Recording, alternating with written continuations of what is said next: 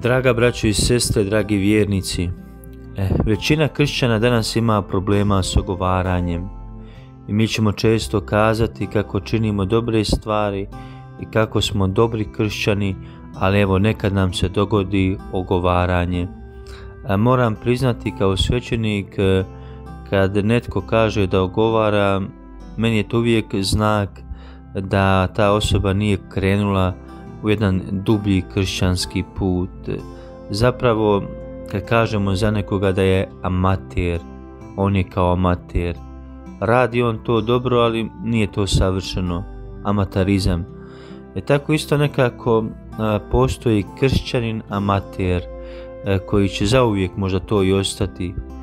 Svatko onaj tko ogovara ostaje samo na pokušaju kršćanstva i on je doista jedan amater u kršćanstvu, jer ako promatramo život svetaca, ako promatramo život mistika, među prvim manama koje su iskorijenili zapravo je bilo ogovaranje, jer poniznost nam dopušta da prestanemo ogovarati. Mi često kad razgovaramo sa svećenikom kažemo da činimo sve dobro i tako da nam je u životu uspješno sve, ali evo koji put ogovaramo. A zapravo u svetaca to je bio prvotni grijeh kojeg su ispovijedali, to je bila prvotna mana koju su rješavali, prvotni porok za kojeg su molili da prestane. Evo, to je razlika možda između istinskog sveca i onaj koji želi biti svet i onih ljudi koji ne žele nikad posegnuti za svetošću. Evo, to moramo znati. Još jednom ću to ponoviti. Sveci su među prvim manama rješavali ogovaranje. To je uvjet uopće da kršćanin može biti dubok, mistik, da može rasti.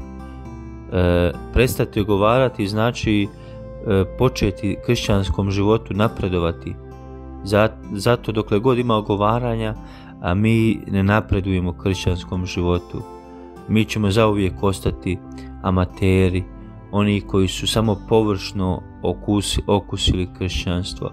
Evo, najbolji primjer možda danas kojeg možemo uzeti je sveti Petar Alkantarski, jedan veliki isposnik svetac koji je bio i sam duhovni vođa jedne velike svetice kao što je sveta Terezija Avilska. Kažu da je sveti Petar Alkantarski veliku pozornost dao na oči. On je mrtvio svoje oči. A sad kakve veze imaju oči s ogovaranjem? Pa zato što mi najčešće ogovaramo jer želimo sve vidjeti, a onda kad sve vidimo želimo sve onda i saznati. Evo, to je problem kod ogovaranja. Želimo sve znati pošto poto, želimo svakoga vidjeti, ne želimo da nam se išta pogledu uskrati, želimo biti svjedoci svih ljudskih događaja i slabosti njihovih tragedija. A kažu za Petra Alkantarskog da je toliko mrtvio oči, da toliko toga nije želio vidjeti, da je svoju braću s kojom je živio u samostanu samo prepoznavao po glasu. On je uopće nije znao možda fizički prepoznati, vizualno, jer želio je pošto poto manje i vidjeti što oni čine, kako se ponašaju, kako se ophode u blagobolnici na molitvu. Znači, uskratio je sebi mnoštvo pogleda, upravo da ga pogled ne bi izazvao da ogovara, da trača. I on je, kažu, samo svoje braću prepoznavao po glasu kad bi mu se neko obratio. Evo, to je možda suštinska poruka kako prestati ogovarati. Umrtviti svoje oči, a katkada i svoje uši. Jer ako netko drugi ogovara, a dobro bi bilo nama da mi tada umrtvimo svoje uši, da ne čujemo krive slike o ljudima.